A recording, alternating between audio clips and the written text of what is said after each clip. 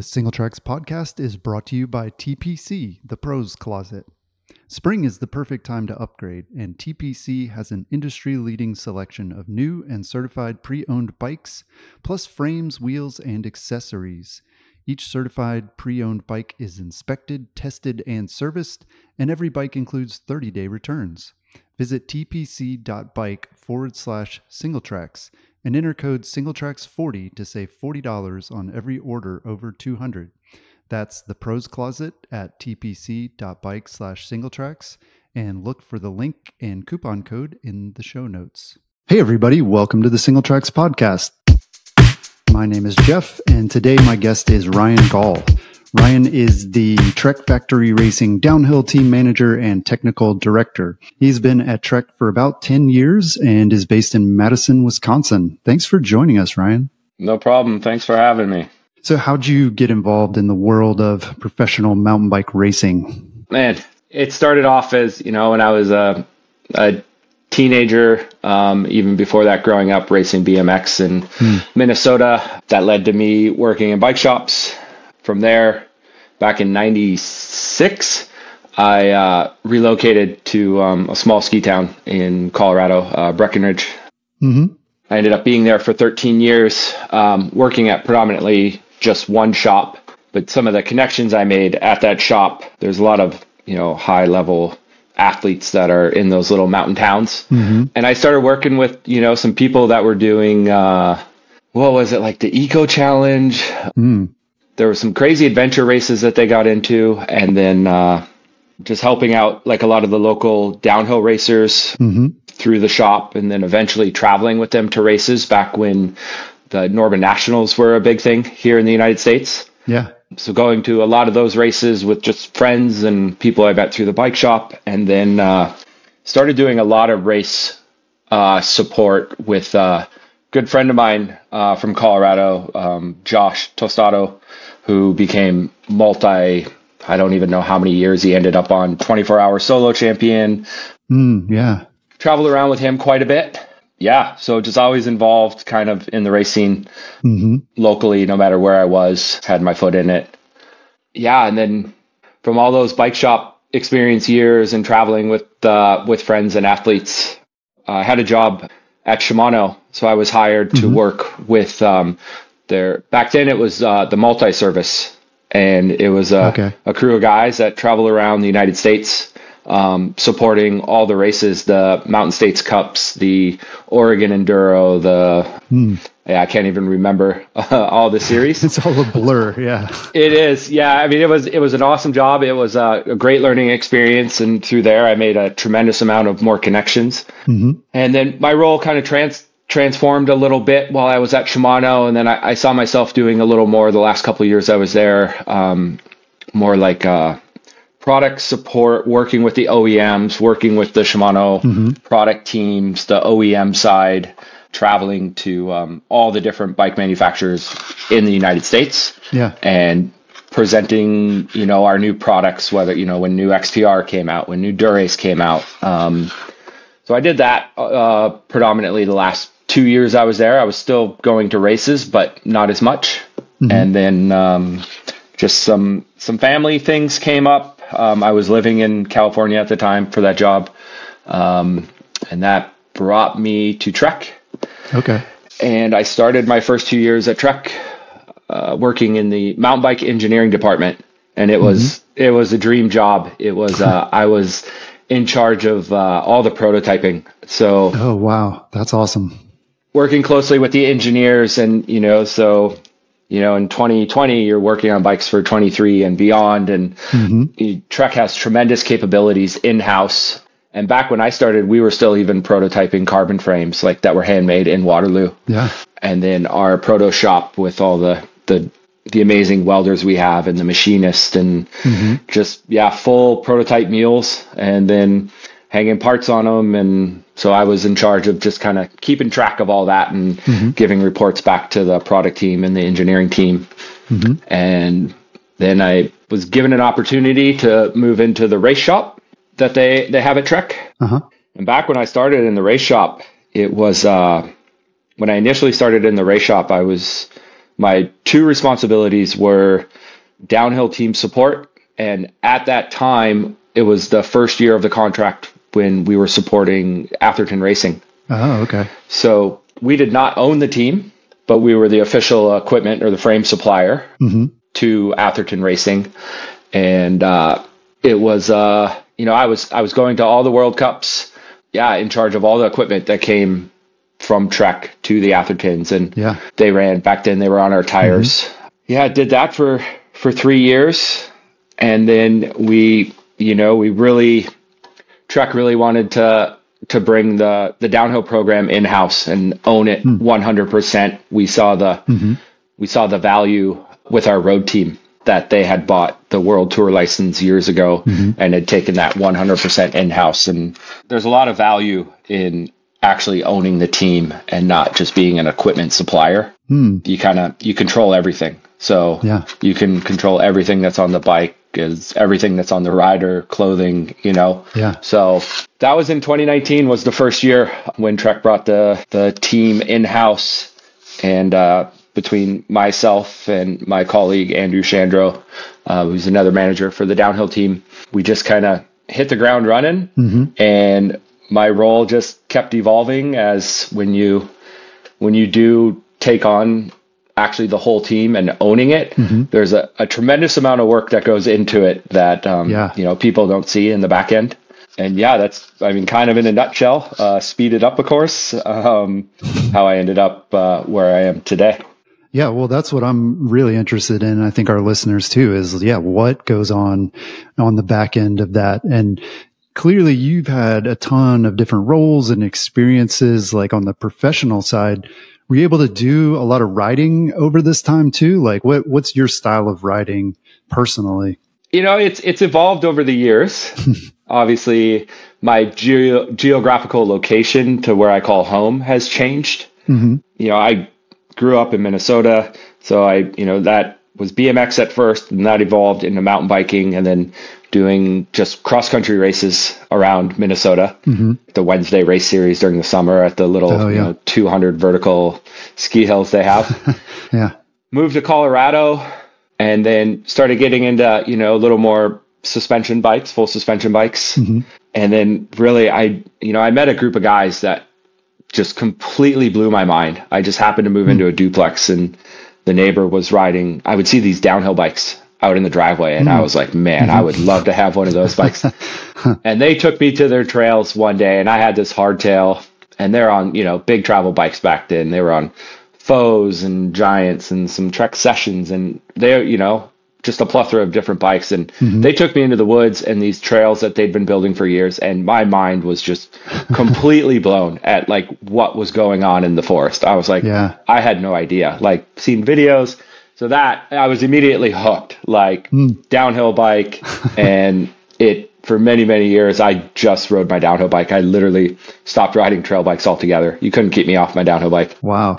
And, that's early 20s. So, and then, still some trail riding in Colorado. And then, for about a year in between Colorado and me moving to California for the Shimano job, I moved to Moab and I was working at Poison Spider.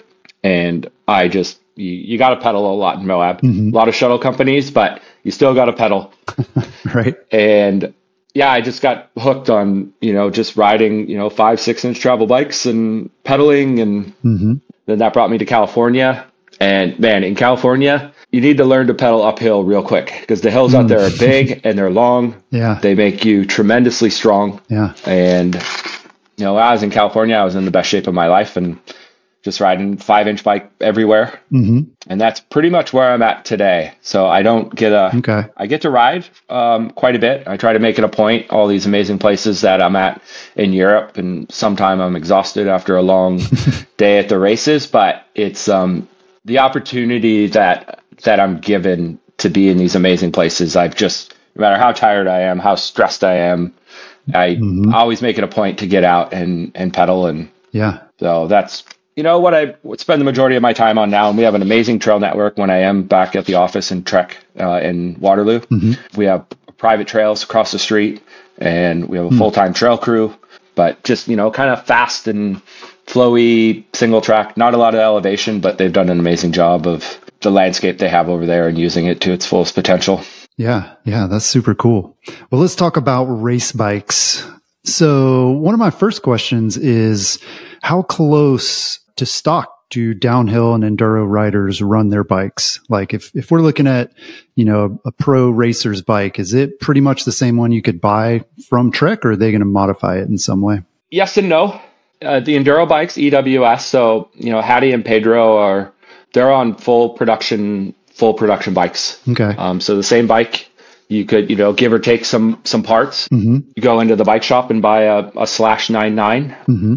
Now what is heavily modified on those bikes is the suspension tuning. Okay. We spend a lot of time with RockShox, and it's, it's internal stuff. It's more than just adjusting the high and the low speed adjuster, the rebound per se.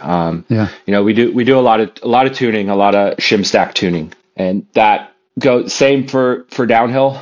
Now there is, of the four riders we have on the downhill team, there's 3 completely different bikes. Oh, wow. Now they're very small tweaks, some of which, I don't necessarily want to discuss out loud to give away some of our secrets, but, with the race team and the rider feedback and the direct involvement with the engineering team at Trek, and myself, whether an engineer is at a race with us or at a training camp, a big portion of my job is reporting back to the team at Trek what we're doing, what the bike setups are, because they are, between all 4 riders, the bikes are completely different. Like I couldn't, if I put Loris on Reese's bike, that wouldn't be good, and vice versa. I couldn't put Reese on Loris's bike. Yeah. And the same goes for Cade. Everyone's very specific.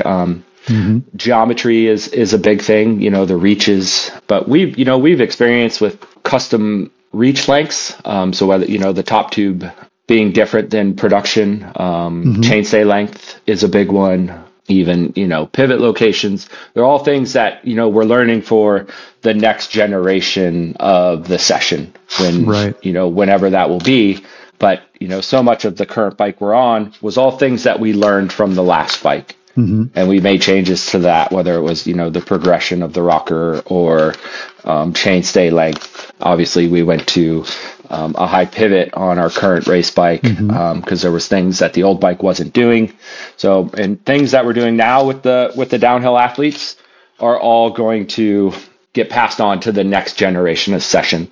So it's ever evolving.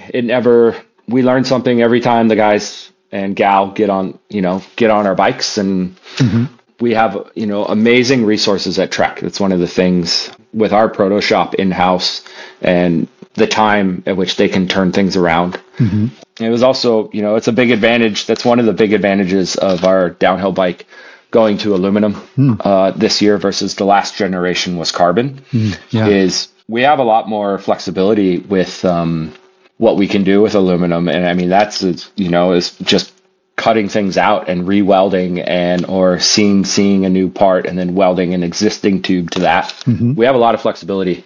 So we're constantly learning, and same goes with, their suspension it's kind of next level of what our RockShox techs can do to our suspension setups. Yeah. Is it difficult to kind of sort out the changes that are like rider specific when you're looking at like this athlete? Like you said, there's 3 different kind of setups for 4 different riders. So how do you figure out like this is just for them versus like, hey, this is something that like a lot of people could benefit from and maybe we need to put it into production? That's a mix of countless years of experience with everyone involved. Engineers are always very, proven design. It's lab testing, it's numbers, it's graphs, it's, it's all that stuff. There always is the rider aspect, and each rider is going to demand different things out of the bike. So it is a challenge that when the bike does go to production is how can you make that suitable for the general consumer? Yeah, that it is a challenge, and with the engineers, and they do a really good job of trying to find that happy medium. Yeah. So it's pretty safe to say that the whatever whatever version of this session we end up on the last year we raced this bike will be pretty damn close to what actually will hit production when the new session is launched. Okay. So yeah, so much of it does translate. And then even from session, it's a trickle down. All the other suspension platforms will usually benefit from what we learn on the session. If, the session in World Cup downhill racing is, the Formula One, and then how Formula One stuff will trickle down to F2. And, so yeah, it is a challenge, but I think they do a really good job of getting there when the time comes. Yeah. So we kind of talked about how the race bikes are different, slightly different from some of the production bikes, the ones that people are going to buy from their Trek dealer. What about the parts of the bike that are modified for the track conditions? What stays the same for every race? And like, what are the parts you're looking at that you might change, if it's wet or if it's dry or steep or whatever? I mean, man, everything can change. Yeah, I'd like to say that, when the rider settles on their frame, that's, they'll race pretty much the same frame, the setup for the season. Okay. But when you get to tracks, the tracks can be so different. You look at Val di Sole versus Lenzerheide. Those are two totally different tracks. Yeah. So we will change almost everything from race to race. I mean, there's things that we change more. Sometimes the suspension stuff can just be the number of clicks in our compression or our rebound. Could, change air pressure or tokens in the fork slightly. But tires is always a big one. Yeah. Figuring out which tires, is going to be the best for that track. I mean, we'll change handlebars from time to time, just depending on the rise. Yeah. We'll change stem spacers, if they want to go up or they want to go down. We'll move headset spacers above or below the upper crown. Oh, wow. It is safe to say that the things that are never changed would be like the derailleur, the shifter. Brakes will stay the same unless there's an actual issue. But I mean, there's even tracks where we'll run metal pads versus organic pads. Yeah. So even rotor size, we could be running 220s, or a certain track we may go to a 200. Yeah, there's a lot of changing that goes on. And we go to a lot of the same tracks from year to year. We have a new track that will be on the calendar this year for downhill. But there's never a race that we show up and the bike is untouched. Wow. Interesting. Something is always happening. Yeah. Is that tough on the athletes? Like, I feel like you get used to a certain setup, or, you got your bars that you like, and then to go to a different bar, is that tough for them, or are they used to kind of that changing, race by race? When it's things like that, when it's like bar rise or even different pad material, that stuff is not nearly as important as, like, say, tires. Yeah. But they know the tires that we've ridden, in the past. They know what works good in what condition. It's the big changes, like, and I think we'll discuss it in a little bit. It's, trying something brand new that's just hitting the market, or like a tire that we haven't seen before. And now with our new tire partner, Pirelli, that's all new to us. Yeah. So we're trying to get as much time on that product as we can. Always a lot of pushback when you try to introduce something big like that. And suspension, we're going through some suspension changes right now. And yeah, it's the bigger things that will worry the riders. Yeah. But those subtle little things, if like Val di Sole, they tend to want a little more rise on their bar just because the track is a bit steeper, and that stuff they're all pretty comfortable with. Like, they'll get up to speed on it rather quickly. Yeah. And is that usually driven by the athletes? Are they the ones saying, hey, I'd like, higher rise, or I want to try a different tire for this race? Or is that part of like the team management? Like, do you guys come together and say, hey, we think this is going to be the best tire for this race? It's always discussed as a group. Okay. Like, we're all very aware of what everyone is doing. A lot of that communication will just be between the rider and the mechanic. Okay. We're fortunate where our riders and our mechanics have worked together for many, many years. I mean, even our new junior, Bodie, worked with Frazier quite a bit last year. Okay. And they know their rider really well. And a lot of them are good riders themselves. So if the rider comes down and, does say something like, I want to try this, and the mechanic is like, that is absolutely the opposite of what you should be doing. That's a horrible idea. The rider will tend to listen to their mechanic. The rider mechanic relationship is, I mean, it's quite insane. The amount of trust that those two people put into each other. There's a lot of respect there. Yeah. So it's not necessarily like myself or Andrew Chandro, walking up to Reese and being like, you will run this tire.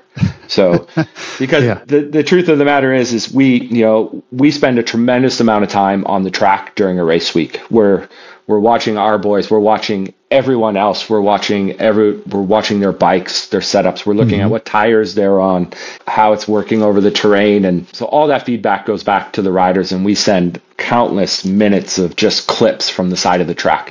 So they're, because when a rider is doing their training run, they're up there for 3-4 minutes. They may stop and look at a section real quick, but that's when everyone is, doing their little cheeky little lines, and hopefully nobody sees it. And I'll save, a tenth of a second here. It's very seldom is it us demanding that they ride, this part or this tire, as opposed to it being on the rider and the mechanic themselves. Yeah, interesting. So another question I have about equipment is, do World Cup racers tend to take many risks when it comes to their equipment, or are they pretty conservative? So one example I've heard of is like cross-country racers removing some of the bolts off their rotors to save weight. Is that a thing in downhill where people are taking risks to do things to their bikes? No, I wouldn't. We don't do things like that. Things that I don't even know what would be a good example. Certain suspension tunes, we start to really push the boundaries of what the actual shock can handle. But no, when it comes to safety and weight, we're always, safety is always the number one concern for everyone. I wouldn't say we're modifying it. If, sometimes you could be, I guess an example would be like cutting a spike in a mud race, or how much is too much. Like, we obviously know that a more cut down spike is going to be faster rolling than a full spike or not as cut much. But then it is a risk that the more you cut it, you're not actually going to have the traction when you need it. Right. Leo gang is that's always a bit of a gamble. Obviously the upper part of the track is very fast and bike parky. And then we get into the new wood section that they introduced in 2020. And that is steep. It's usually wet. It's rooty. So you obviously want some grip in there. So, I guess we would push the limits there to, it's that's a tough one. Really, that track is a tough one to figure out bike setup, because it really is both worlds. It's a bike park and it's Val di Sole in the wet. So. Right. Yeah. Interesting trade-offs to consider for sure. Yeah. So, I mean, also though, like, what about prototype parts? Is that risky? Like, if a part is new and relatively untested, or is there like a ton of testing that goes into a part before you'll even consider running it? Yeah. To show up, like, we'll never show up at a race week and run something that we've never had hands on before. That's just not an option. Yeah. And safety being the number one thing. Whether it's, handlebars, tires, at least on the Trek side, there's different things we do, but, one thing that we have an amazing in-house test lab at Trek. So our stuff is, everything is tested to the fullest standards. We would never hand the athlete, anything that we don't have 100% full confidence in for the safety of the rider. Yeah. Yeah, you're not crossing your fingers and saying, "Oh, hope this works." Yeah, no, absolutely not. I mean, what these guys are doing it's so next level, and it's so dangerous. So the last thing that they need to worry about is if their equipment is going to hold. So we try to test as much as possible.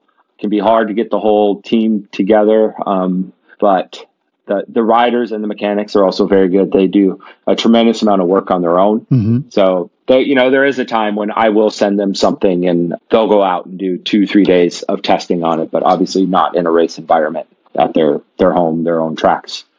So we're usually on stuff by the time it makes it on its bike to a World Cup week. So one thing that we touched on earlier was this idea of running new or untested gear. So Do athletes push back a lot when you have a new piece of gear for them to test, or especially a new frame? Is that difficult for them? No, they're always very excited to try new things, right? They no matter how good the product they're on, they always think that there's something better. So they're constantly pushing. I mean, they push us as much as, Trek as a brand, or Really? as we push them. They're constantly pushing us to just not take a nap, not be content. New. Yep. So they're always very eager to try stuff, whether any part of the bike. I mean, it can be, if a new spoke gauge came out, they'd be like, we have to try, and we try to, it's the littlest thing. So they're always, they're very eager. Everyone's always very excited. And then even when you start talking to them about the possibility of, we may have this to test in 2 months, no matter how many times you tell them 2 months, every day it's text messages. When are we going to ride it? When are we going to ride it? So wow. And they're all the same. Is that like the competitiveness of folks that are just like, if I have this new thing, I'm going to be faster?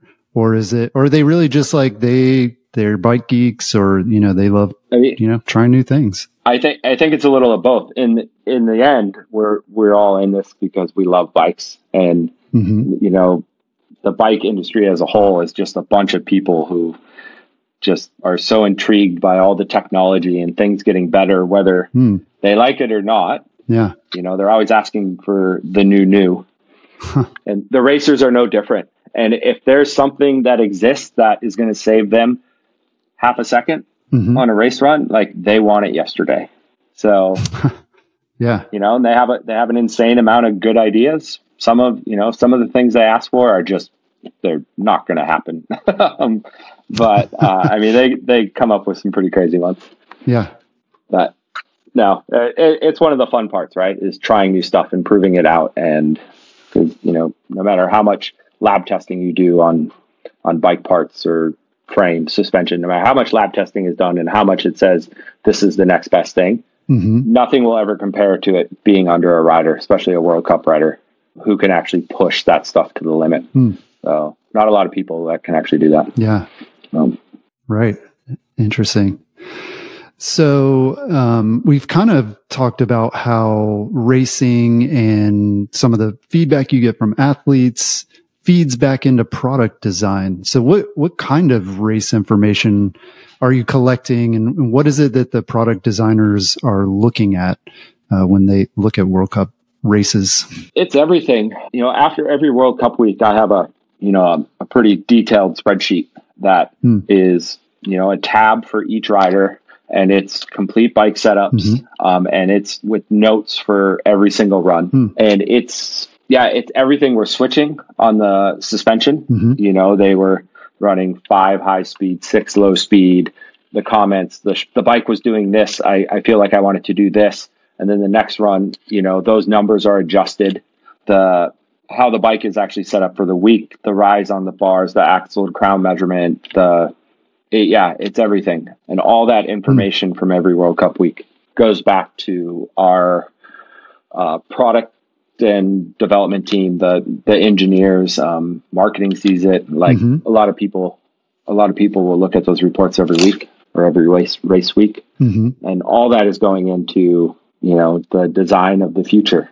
So it's no secret that bikes have been getting, longer. And so much of that is, from our old carbon bike, we basically maxed out on a size XL, and we felt like maybe we wanted longer, or maybe that extra large wasn't large enough. So then we come out with our new version of R1, R2, R3, and our R3 is now longer than our old XL was.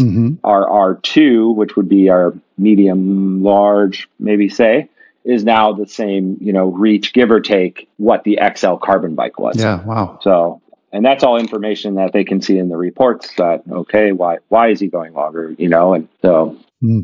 Yeah. Things like that. Yeah. And are the riders usually pretty good at like communicating that, or like, I mean, with non-racers, right? Like when we go on a ride and something goes wrong, a lot of times we like to blame the equipment, right? Like we say, oh, well, if the bike had been this, then, I wouldn't have crashed or whatever. Whereas, as riders, a lot of times we deserve some of that blame.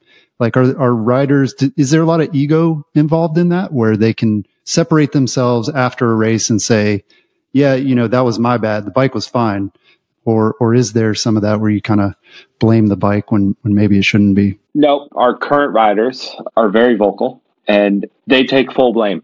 If there's, I can think of a couple instances last year during race runs where a rider went down and it had nothing to do with the equipment. That was my fault. I was offline. Yeah. So they take full responsibility. I'm pretty fortunate right now. I don't have people blaming results on equipment. Yeah. So generally when there's, a crash, it's because I was offline or, we had a couple bent chain rings last year and that was, I got blown in the air or I was 6 inches to the left of where I had practiced all week and there was a rock there. Yeah. So it's, the egos isn't really a thing, fortunately. Yeah. Well, it also sounds like maybe they go too far the other way, right? Where, they're like, oh, that was my fault that I got that flat versus being like, hey, maybe we could make the tire a little stronger. And there is things, we learn from every mistake or even, we learn from victories. So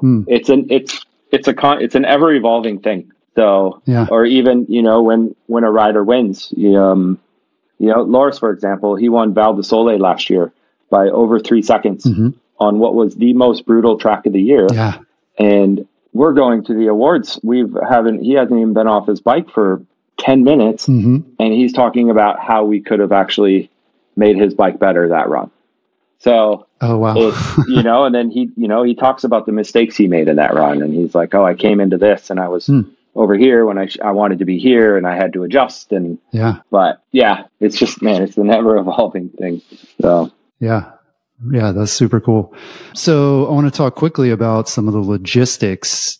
How many spare bikes, for example, do you bring to a World Cup race for each athlete? So for downhill, each rider will generally have one frame spare on the truck. Okay. So each rider will have, exactly one spare.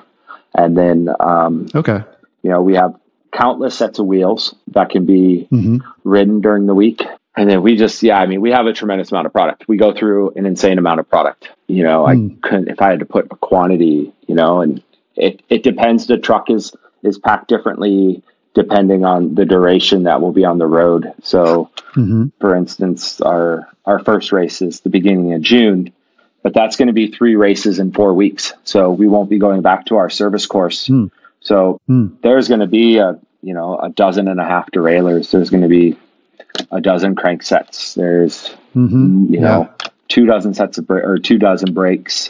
We have a lot of equipment that we carry around, suspension spares. But generally with the frames is the least amount of what we have. Yeah. That seems reasonable. Just one extra frame. That's what some of us would do if we're going to Moab for a week. We might bring an extra bike. So not too far off. Yeah. And then we can always ship. I have frames on standby because obviously, packing is always the thing. The real estate that we have and the vehicles that are moving. This year, we're all pretty excited. We actually went to a much bigger setup for our European support. So we will be able to have even more product on hand, whether that's, we carry more frames. But our service course is located in Belgium. And we have, a lot of, that's where all of our equipment is stored. So if need be, it's not uncommon that I've, have to send the email and 36 hours later, I can have a new frame delivered. Yeah. Wow. So. Okay. So we talked about that relationship between the athlete and their mechanic. Are some athletes more involved in working on their bikes than others? We try not to let the athletes touch the bikes. Wow. Okay. So that's like a rule. Don't touch your bike. Let the mechanic do it. It is and it isn't. We joke around, right? If I see an athlete with a tool in their hand in the pit, I run across and I take it from them. Some athletes are better than others. Some want nothing to do with it. Yeah. So that seems like that would be a good perk to me. I would be like, sweet, somebody's going to take care of my bike for me and I just have to ride it. It sounds good. Yeah. I mean, I occasionally the mechanics will do me a solid and they'll do stuff to my bike just strictly because I don't have time. Yeah.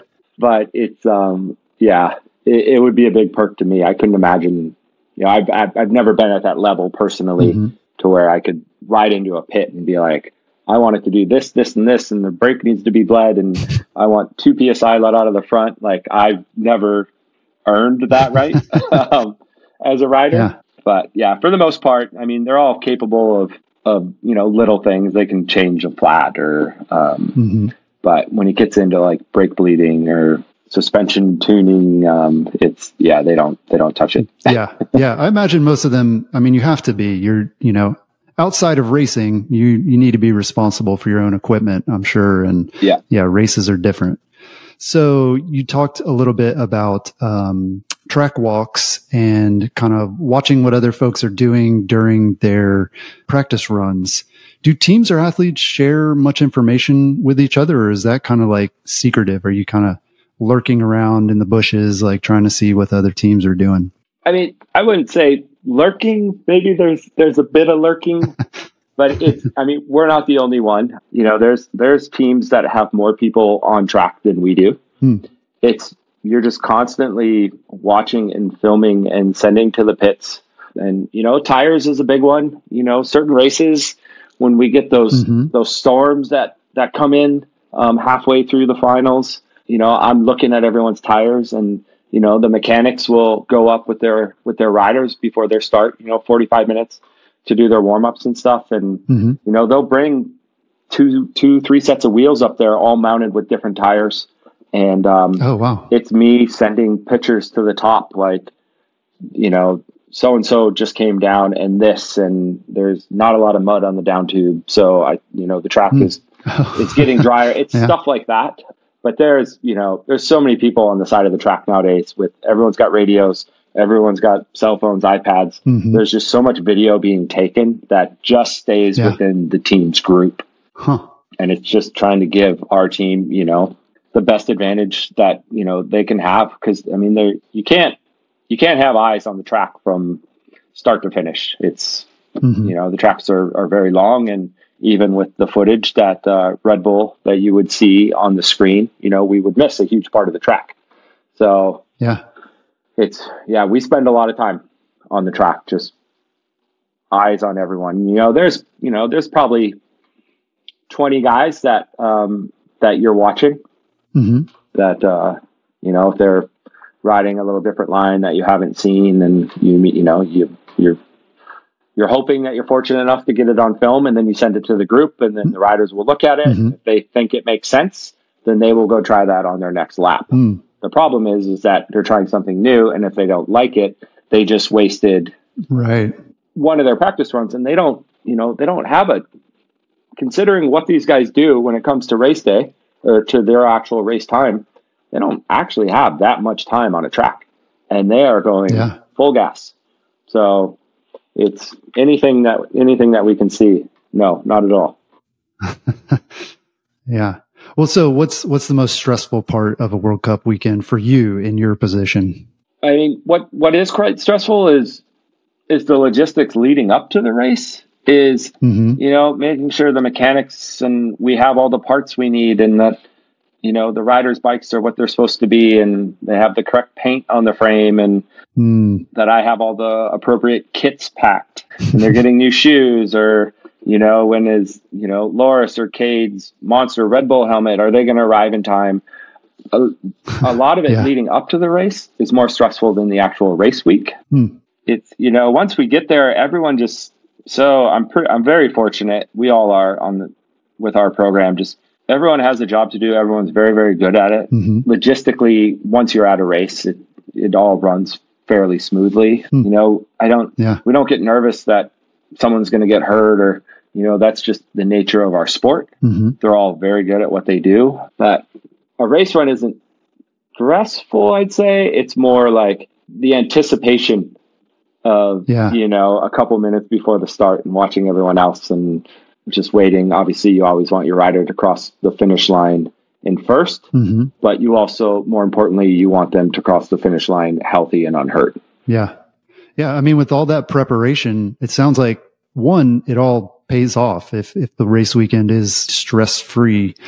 But then also all that preparation, I mean, it feels like you're on the starting line, I guess, in some ways, because you put all of this work into it and making sure the athlete is there. And yeah, you want it to go well. Yeah. And we do, we have, our logistics coordinator, Andrew Hawkson, who is in Belgium. He handles a lot of our, he books the flights for the staff and the riders. He, helps with lodging bookings.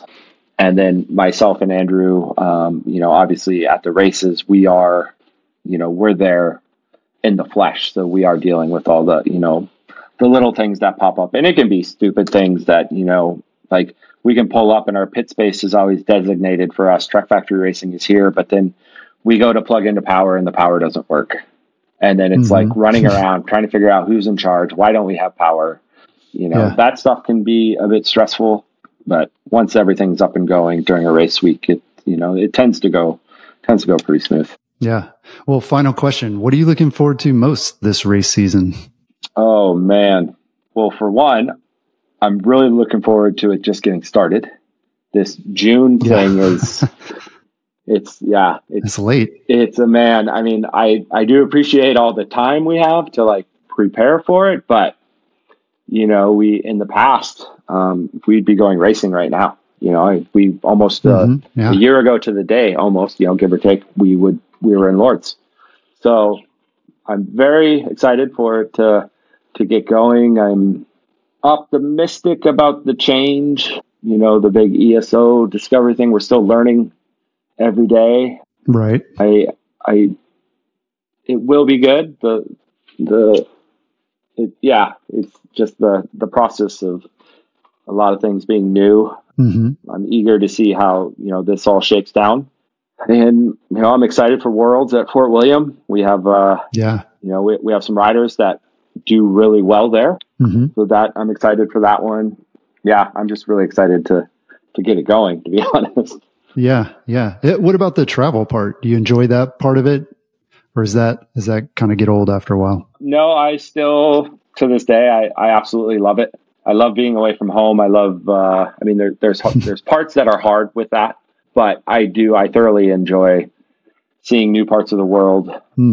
I enjoy riding my bike over in Europe, especially. And then being in Wisconsin, the mountain biking isn't, I wouldn't say it's world class. So coming from my background of, Colorado, Moab and Southern California, I don't have that here. So I do enjoy going out and climbing up for an hour and, just getting lost in the Alps or wherever I happen to be. But no, I very much enjoy the travel. It's, the older I get, it is, the time change is, getting a little, it's not as easy as it was, say 10 years ago. Yeah. But, I do really enjoy it. And I feel very fortunate that I get to do what I do. So I'm trying to take full advantage of it while I can. Yeah, that's awesome. Well, yeah, thanks for taking the time to chat with us. We're going to live vicariously through you and through your experiences here. So, best of luck this year and have a good one. Thank you very much. I really appreciate it. Well, you can get more information about the Trek Factory Racing team at racing.trekbikes.com. That's all I've got this week. We'll talk to you again next week.